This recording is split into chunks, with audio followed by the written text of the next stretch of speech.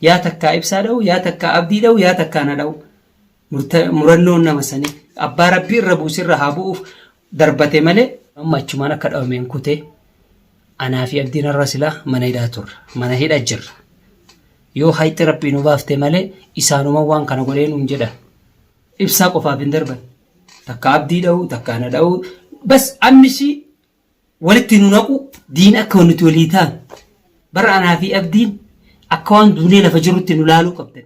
Assalamu alaikum warahmatullahi wabarakatuh. Kabajamtoota fi hordoftoota daawwattoota keenya akkam nagaa jirtu fayyaa keessanii ana maameedha dhufeetiin jira jechuudha.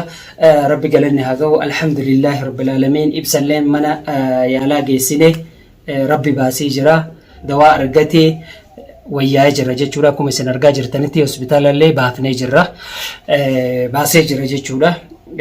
Waa hundaanuu erga gaafa inni dhawameeti biraan deemne biraan galle kun akkasitti gaa wajjin ciqqabnee wajjin rakkannee fuunee mana isaatiin geennee jirra jechuudha. Alhamdulillah yeroo dhiyoo keessatti gabbahee kan waan irra gahe wayyaa ta'uu isaa kan isiniif haasa'u ta'a jechuudha yoo rabbi irraa taate inshaallah.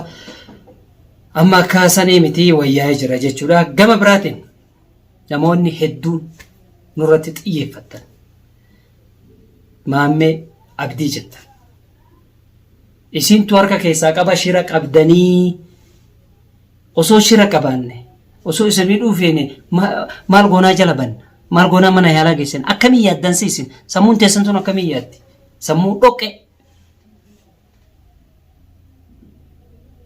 waan san yeroo goonu isa gammachiisuufi malee isa gaddisiisuufi miti.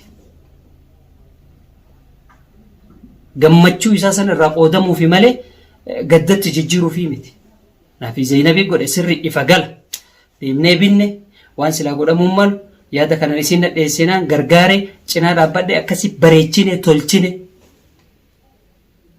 eega tolchinee isammoo abdiidhaan noo hidhi jennee abdiin hidhee fidee nagaumaan akka isin argitan sanii geggeessaa turre rakkoo kana dhalataafi miti.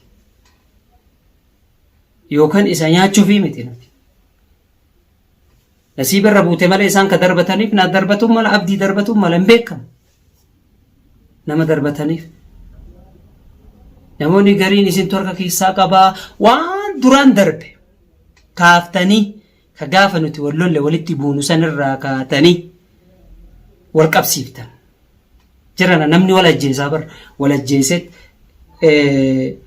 gumaayyuu kafaleet wallolee araarama san fixannee jira waan dabre waan dhoqqee amma isin keessa deemtanii dhiittan san fixanneet araaramneet ka uffata malu ugifneet ka keeran malu keenne ka dhiyanaan malu dhiineet fixannee nyaannee walitti deebine laaftuttii miti ka wal bira argamuu dandeenya laaftuttii miti ka wajjin teennee nyaatuu dandeenya sirri wal dhabnee jira amma dura walii fixanneet walii tufneet waan akkana rabbi nuti deebisin jennet fixannee wajjin waan rakkoo jiru kanurra ga'u kamuu waliin qolanna jennee murteeffanne. Amma isin achi deebitanii dhoqqee waan dabrisan kaaftan hundi keessanuu jechuudha keessa deemtanii lallaayitaa waan argitan. Abdii akkana godhe abdii harka keessaa qaba maammee harka keessaa qaba maaliin beeyta maaliin argite nuyi ka bira jiru akkatti hin dhiifnuu bara. Mush rasaasan dha'uu miti uleen nama dha'e haloon ni baa gumaan ni baa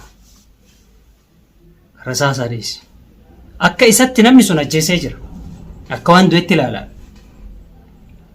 garuu lubbuun guyyaan ga'u malee hin baatu namni kamuu guyyaan ga'u malee hin du'u rabbi baasee jira alhamdulillah ka rabbi maatii isaa baase maatii isatti rabbi nagaan baase of duraaf of eeggannoo haa godhu. Xilaatanii qabaanii beekaami. Xilaata qabu sanarraa of eeggannoo gochuu. Yoo haalli isaa biyya kana hin mijaa'in biyya kana gadhiisu. Maammee tokkana godhe abdii tokkana godhe homa argitan hin laaqina. Waan nu keessa jirru beeytanii amma isintu hojii rakkataa jira isintu hojii miidhamaa jira.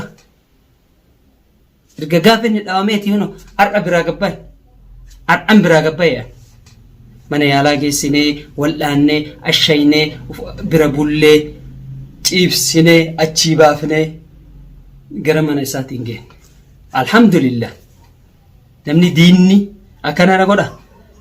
Diinummaa isarraa maal qabna? Akkana nama godhaa sila deemee si wal'aanee fuudhee mana keessi geessa. Osoo kana harka keessaa qabaanne akkana ni goona.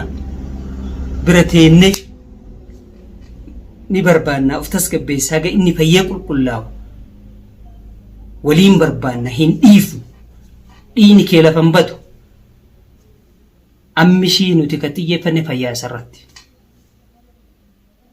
Moo isa lafatti ganne isaa dhaame san ganne deemne kadhae kana barbaannaa fiine jalqaba lubbuu isaa baraarra. Dachii misamee yoo seene namni isa dhae funyaan uraa ba'a. Gabbaafne cafayne isin argisiif. Gabbaafne rukunne isin argisiif. Nu eeggadha.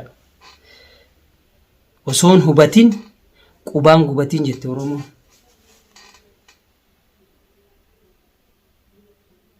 Osoon hubanne gugatina xiinxallaa laalaa eenyu rakkoo qaba jedhaa laalaa dur akkanuma murtii namatti hin kennina.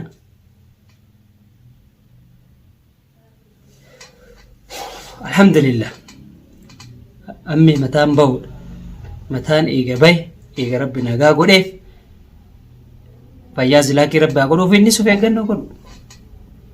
Nuti amma bara anaa fi abdiin akka waan duunee lafa jirutti nu laaluu qabdan. Leesh nutu bira jira. Nutu itti aanu jira. Nutu jidduu dhaabachuu jira. Namni sun waliin nu dha'uufi waan kana dalage. Abbaa fedhe mantaan anaa fi abdii ibsaa waliin dha'uuf dalage waan san.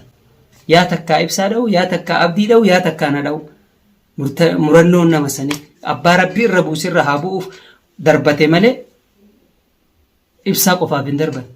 Takkaa abdii dha'u, takkaa na dha'u. Bas ammishii walitti nu naqu akka walii nuti hin galle. Maaliifi diin akka nuti walii ta'an jidduu teennatti akka nageenyi hin buune jidduu teennatti akka jaalalli hin buune waan saniif raawwatan abbaa fedhes haa ta'u. Akka nuti waliin galleef waan san dalagan. Akka nuti waliin taaneef waan san dalagan. Akka nuti wajjiin jaalalaan tokkummaan hin jiraanneef waan san dalagan. Addaan nu facaasuuf waan san dalagan. Hin fudhannu immoo ni baafna malee. Namicha isa dhaye ni baafna. Ni baafna. Yookaan karaa jalaa gadhiifna jalaa godaanna. Yookaan ofirraa godaansifna lamaanuma tana. Hubachuu qabdan dura. Xiinxaluu qabdan dura. Akkanumatti miti. Akkanumatti miti. Ulaan banaa turte. Namni seenu jira nama hedduudha nuti niyyaan qabnu. Namni kun inni qophaa'ee dhufe nuti xiyyeeffannaan keenya xiyyeeffannaa gammachuuti. Miirri nuti keessa jirru miira gammachuu ibsachuuti. Malee miira lolaatii miti. Yaanneeyyuu odoo waan akkasii uf keessaa kan shakkii qabaannu taate uf eeggannoo goona hulaa ofirraa cufna.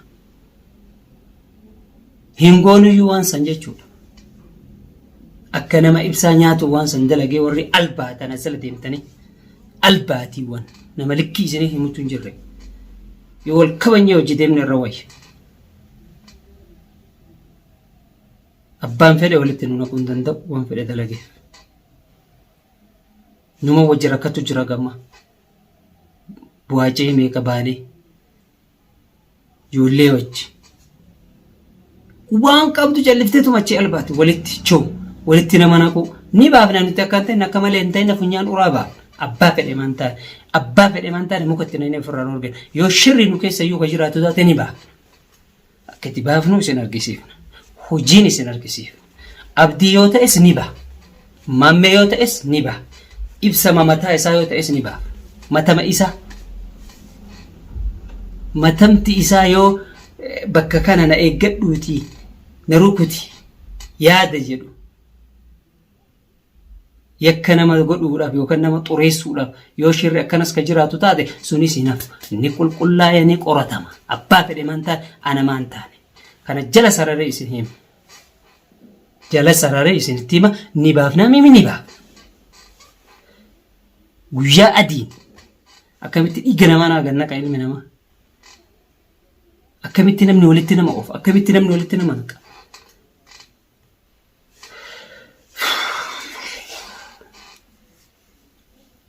Kanaaf kabajamtoota hordoftoota daawwattoota kiyya dhiifama naa godhaa. Hagumaan aareef hagumaan dallane miira keessa seene ta'e malee silaa waan dubbatanii miti. Ibsaa baraaruuf isa gorre malee odoo son ceene hin qabna ture. To'annaa olchina ture. Garuu ni rifanne. Narra buute moo abdirra buute moo ibsarra buute eega wanni addaan galee ibsaa ta'u addaan baafan namoonni rifate. Yeroo san keessatti miira biraa keessa seen. Abbaa fedhe maan taane qoratamee baha. Akkatti namni sadii sun jiru. Eenyumaa maan taane. Gadi aantii siin jedhee bira.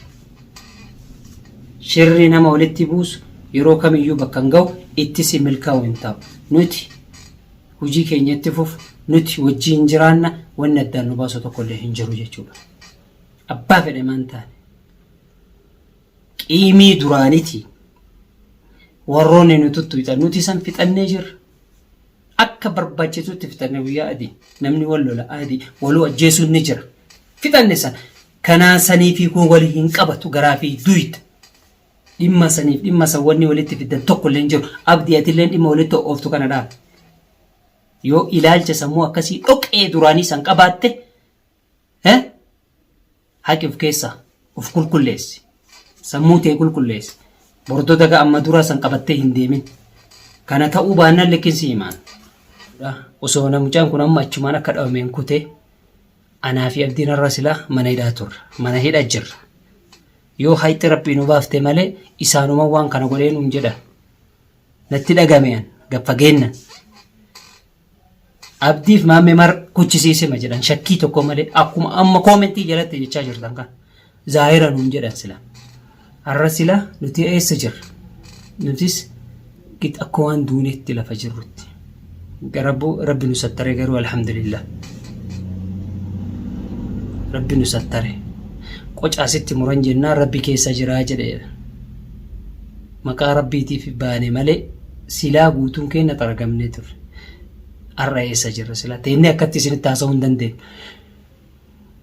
Kanaaf du'aa keessanii nu cinaa dhaabbadhaa kabajamtoota hordoftoota daawwattoota keenya innillee wayyaa'ee jira. Akkuma isin argitan mana yaalatii baafnee gara manaa galee jira jechuudha. Du'aa keessanii nu cinaa dhaabbadhaa. Assalaamu alaikum warahmatullahi wabarakatuh.